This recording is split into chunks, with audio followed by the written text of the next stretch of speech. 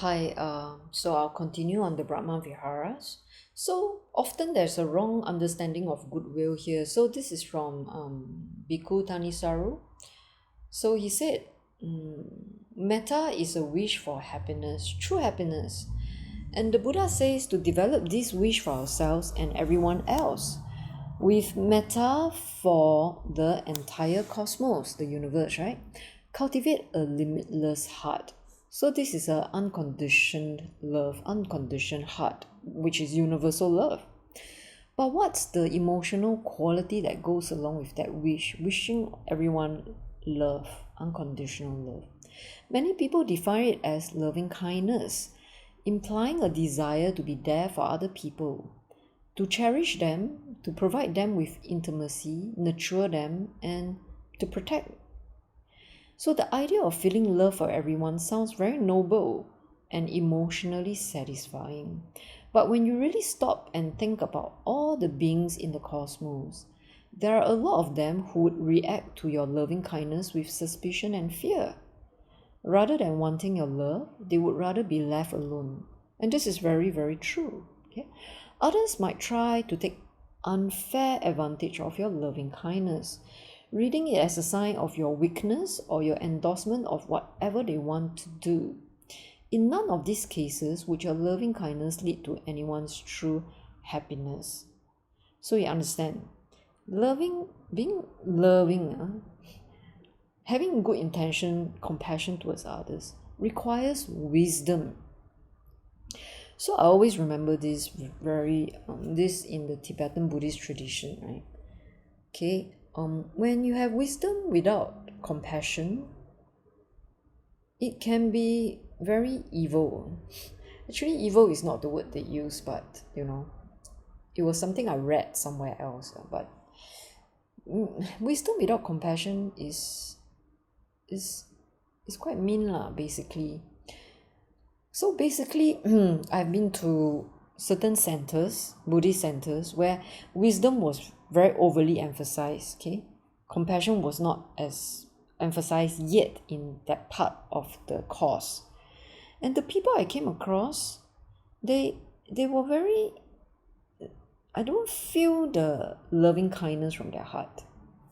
They were acting in ways like they don't care about you and a bit judgmental, right? And then call it wisdom. I just find it very strange. Okay, because there's understanding of detachment, understanding of passionlessness. When you touch on wisdom without compassion, that's what you get. You don't get very sincere opening of the heart. People are still very close in their heart. They're still very afraid. Okay, so despite the wisdom, you see. And then if you only have love and compassion and without wisdom, you are just foolish lah, because like this slide says, right? People will just take advantage of you.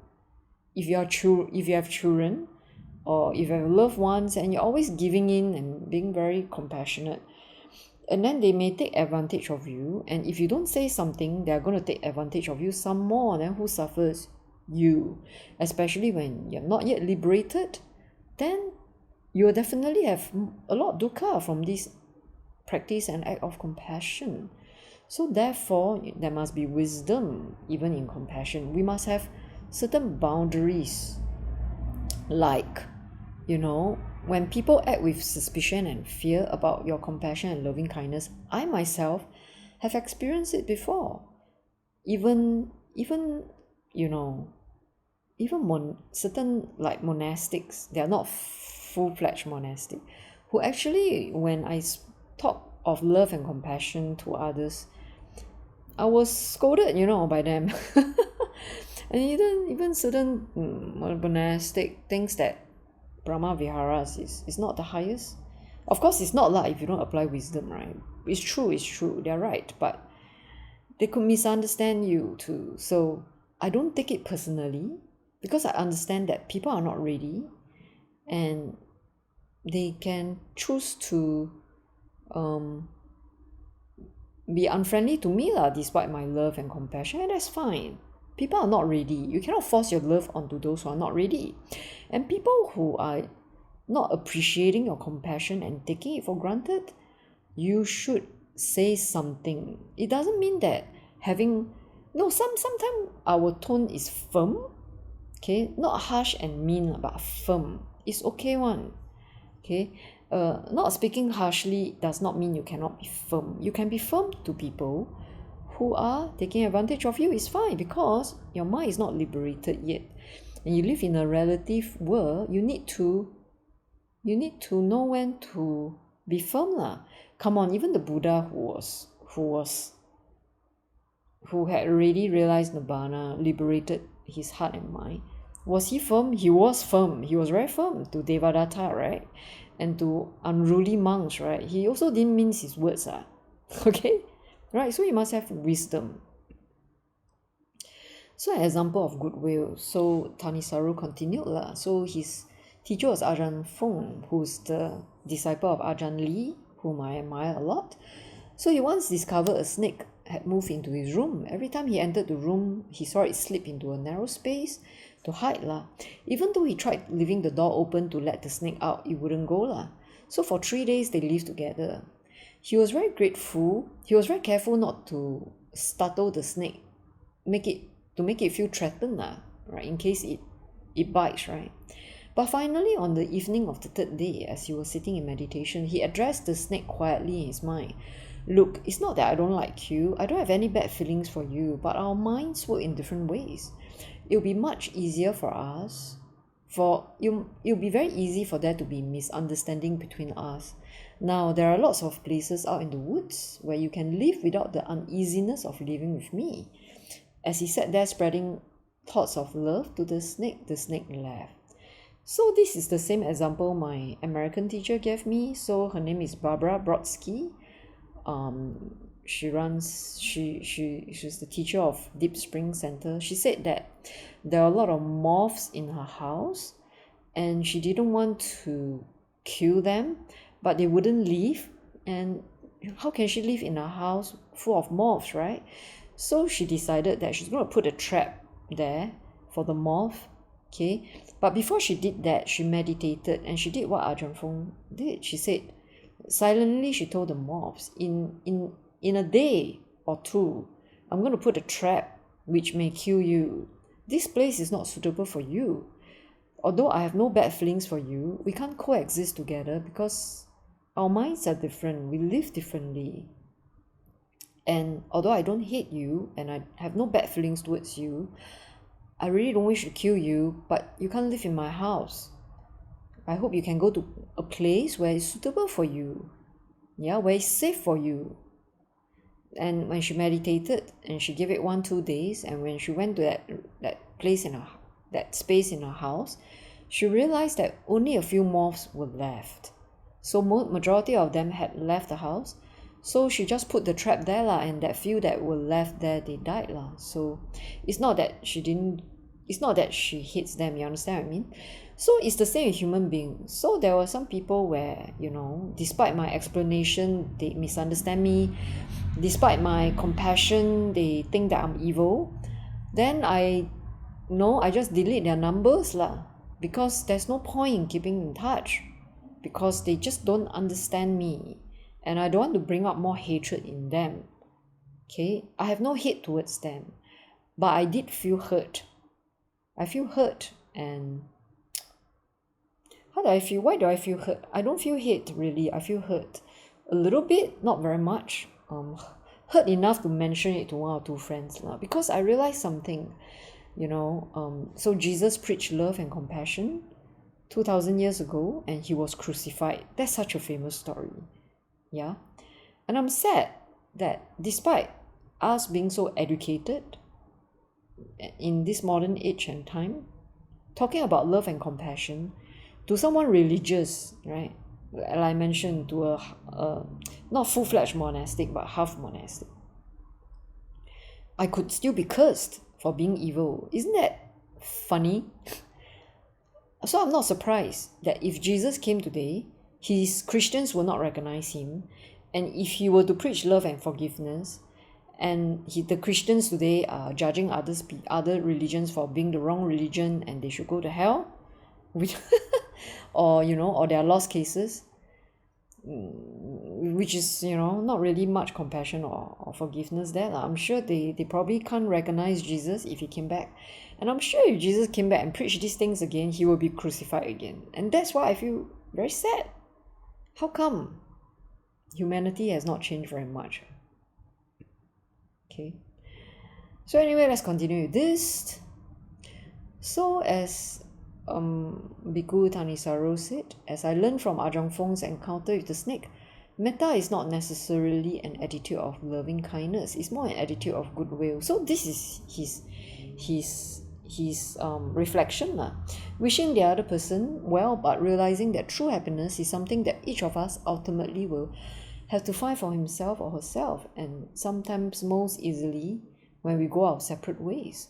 So for me, I wouldn't say metta is more of a goodwill. For me, it truly is love. I'm not just wishing you goodwill or another person goodwill. I truly, even those who hate me, misunderstand me, who say I'm evil, I feel some hurt, but I feel a lot of compassion for them. And there's love. I still send them love. Because they harbor wrong view. Okay, if you have wrong view, there will definitely be hate. So what I learned from my teacher, Barbara, is it is okay for people to disagree with you, to hate you, but we're not here to be liked or to be loved. We're here to liberate our mind. And with liberation of mind, unconditional love is a part of it. Okay, opening of the heart is part of it. So to me, it's not just merely goodwill. Okay, so there's that difference here. So cultivating goodwill or love, I prefer love. I think it's so much softer. So in this aspect, I think I'm more with Ayya Khema. I love Ayya Khema's teachings. She's simple, clear, succinct. Okay, she used the most simple words. She's fantastic. She's a fantastic meditation teacher. And she's a nun. Okay, that's the best part about it. Like I shared before, even in the religions, in the world of religion, including Buddhism, which the Buddha taught equanimity, I'm sorry, it's still a man's world. So I have it doesn't mean that I disrespect men or the male teachers. There are some which I love and they're so great and I love them in my heart, but the fact is still there. It's a man's world. Okay, I can't deny that. So yeah, so in this way, I agree with the Mahayanis. I agree with Ayya Khema that love is metta. Okay, so in the early Buddhist tradition, which my practice is based on, in the Pali Canon, there's a Metta Sutta chant which I love a lot. I used to recite it every night, and I reflect upon it. So when you recite a sutra, it's not just reading it mindlessly, not reading it as a duty. Because you see, when you read it, I realize that when I read it, okay, in English since Pali is not my natural language, right? When I read it, every day something seeps into my consciousness and I start reflecting on it like line by line. That is the real meaning of reading a sutra. Okay? So this is how it goes. This is what should be done by one who is skilled in goodness and who knows the path of peace. So really, this is a reminder for a spiritual practitioner. Okay, one who is skilled in goodness. That means he or she understands what precepts are for. Cultivating, like holding the precepts is really cultivating the heart of love, compassion, and wisdom. Okay, so skilled in goodness, who knows the path of peace. So knows the path of peace will be someone who is, well, definitely not a beginner meditator.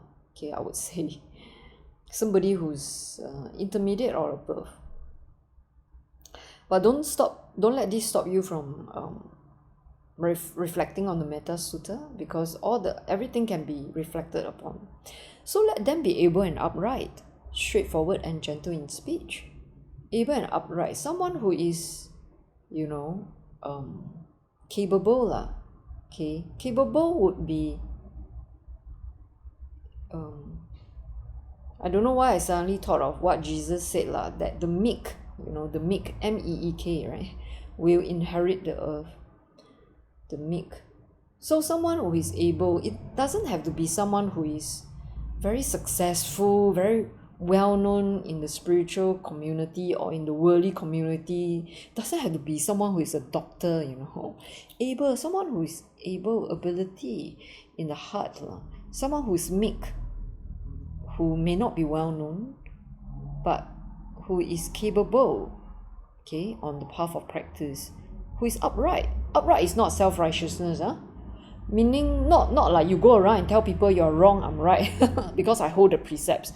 I judge you, how come you take people's things, I don't take people's things, I'm of a higher mind, you don't have such thing. That's not upright. Upright means you can stand up to what is wrong, but in a wise way. Okay, so of course, if you stand up to what is wrong and it's going to bring a lot of disharmony in the community, you hold your mouth and find the right time to speak, right? That would be timely speech. Okay, so that's what I interpret it to be. Straightforward and gentle in speech. Somebody who is straightforward, he doesn't think too much. There are so many people who think too much. When someone says something, wow, they can think A, B, C, D, and then when these two person have an agreement about something, then you also need to commentate, like you got to do a commentary, So this is not a straightforward person. Straightforward person is just when somebody asks you, is A like this? You just say yes or no, and then enough already. You don't think anymore. This is a straightforward person. Okay? Yeah, straightforward person who makes a decision, don't think too much after they make the decision. Even when they were thinking about whether making decision A or B, they think of the consequence, and then they eventually make a decision, and then they move on. They don't ruminate on it anymore. That's a straightforward person, okay? And gentle in speech, okay? Somebody whose speech is filled with loving kindness, compassion. But does not mean you cannot be firm. Let me repeat that, okay? Humble and not conceited. So humble. Humility is quite hard to find. So people who are skilled in meditation and Dharma, they are not yet liberated, they could still have conceit. But let me tell you what really makes one humble. Death, illness, suffering makes one humble. Humble to what? Humble to karma, humble to the law of nature, that one has no control at all. Okay? When you see this in your life, illness, karma means all your tendencies that make you suffer, right? And then you find it so hard to break out of it, right? For one, anxiety is one of the karma that I have. Right? Then you're very humbled, by all these things that you think you can control, you can't control. So when you're humbled by the law of nature, you bring down your pride. Contented and easily satisfied, okay? Contented, easily satisfied. So again, I said this is a person who has had some progress in the meditation. So they have contentment. They realize they don't need to seek outwards. When I say outwards, don't misunderstand me that it has to be material things. Seeking things to think about, to reminisce, to plan for the future is also non-contentment, okay? Right? So when you're very contented in the present, having given up thoughts of past and future and the three roots of unwholesome in your practice, not fully given up yet, gradually giving up, you're more and more contented, you're easily satisfied because you realize happiness does not require thinking of the past or future, does not require clinging on to the five aggregates or anything material at all. Okay, it's not busy with duties and frugal in their ways. So I realized that in the past, when I was still practicing meditation, not very deep in my practice, but but enough, quite intermediate, but still quite ordinary mind lah. I realized that I would find projects to do. I would like meditate. I was like, yeah, I should find time to volunteer. I should, do this or that. I was thinking, hey, yeah, but my meditation is not very deep yet. So it's not wrong to want to volunteer lah. It is right. I mean, meditation should be balanced with doing good for the world, okay, or for others. You may not go out and do good for the world, but at least for your family, for people living with you, okay, little things that you can do, right? When I say little things, I think of a Catholic saint, Saint Teresa of Lisieux. She was a saint, and she's not like Mother Teresa of Calcutta, right, who's well known for looking after all the poor and sick, very well known in the media, right? No, Saint Teresa of Lisieux was sickly. She was young. She had no chance to go out to give ministry to the sick or old. She lived as a Carmelite in a cloistered convent, meaning she couldn't go out, and she couldn't do heroic stuff, like wow, great meditation like the Buddha or Jesus preached to all, or Saint Francis, all that. But she found that she could cultivate her heart in doing little things for the nuns in the convent, even nuns who hated her in the cloister, whom she lived with, and I bought her autobiography. If you want to know how to do little things, yeah, not busy with duties and using your duties, being frugal in your way and cultivating a heart, go and read her autobiography, okay? And it can develop peace and calm, help you to become wise and skillful. You don't have to go out and be busy with duties, with the big things, okay? It can be in very small little ways, okay, for the people around you. Yeah, frugal in their ways. Okay, so frugal in their ways, I don't know why I suddenly thought of this. Like, it's not just about saving money and not being ostentatious lah. It's frugal in my ways, also frugal in the activities I want to do. I actually don't have to do many things in order, right? Not busy with duties. Yeah, so I reduce my need to go out to do volunteer work to whatever. So I will still do some, but I reduce them. So in this way, it's also frugality. So peaceful and calm, wise and skillful, not proud and demanding in nature. Yeah, so I think this is very straightforward. I don't need to explain. Okay, wise and skillful. So skillfulness comes from understanding the Noble Eightfold Path, 12 links dependent on origination, how they work, so you can be skillful in helping yourself and other people. Let them not do the slightest thing that the wise would later reprove. So, right, keep a good conscience in your heart, right? Wishing in gladness and in safety, may all beings be happy. So this would be making aspiration. So aspiration is actually very powerful. Instead of your thoughts reminiscing about the past or thinking of the future, make aspiration to be glad and be safe in this present moment, and may all beings be glad and be safe. Okay, may all beings be happy. So here are aspirations for all beings. Okay, whatever living beings there may be, whether they are weak, strong, omitting none, seen, unseen, living near, far away, born to be born, may all beings be happy. Let none deceive another, despise any in any state, through anger or ill will, wish harm upon another. Even as a mother protects with her life her child, her only child, so with a boundless heart should one cherish all living beings. So the closest love to unconditional love on earth is a mother to her child. So be like a mother, okay, with a boundless heart to a child. Accept your child consists of all living beings on earth and beyond. So radiating kindness over the entire world, radiating love, spreading outwards to the skies, downwards to the depths, outwards and unbounded, freed from hatred and ill will.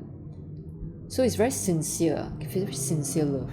Whether standing or walking, seated, lying down, right? Free from drowsiness, one should sustain this recollection, means to remember whenever you have time. When you're walking on the streets and doing nothing, don't think left, don't think right, don't think past, don't think future. Think of spreading love, compassion to our universe, our world, which is in such need for compassion. Our world is crumbling. We'll probably face more heat wave, floods, fires, disasters. And many governments are in debt, and there are more and more conflict. It's as if we are going backwards in evolution like that. So many beings need compassion. So remember this. Okay, when you remember this, even when you're walking on the street to the MRT doing nothing, you remember to spread love, compassion. This is said to be the sublime abiding, meaning you're abiding, you're resting your mind in something sublime. What is that sublime thing? The Brahma Viharas, love, compassion. By not holding to false views, meaning wrong views, the pure-hearted one, having clarity of vision, being freed from all sense desires, is not born again into this world. Okay, so that's all for the session today, right now. So thank you for listening.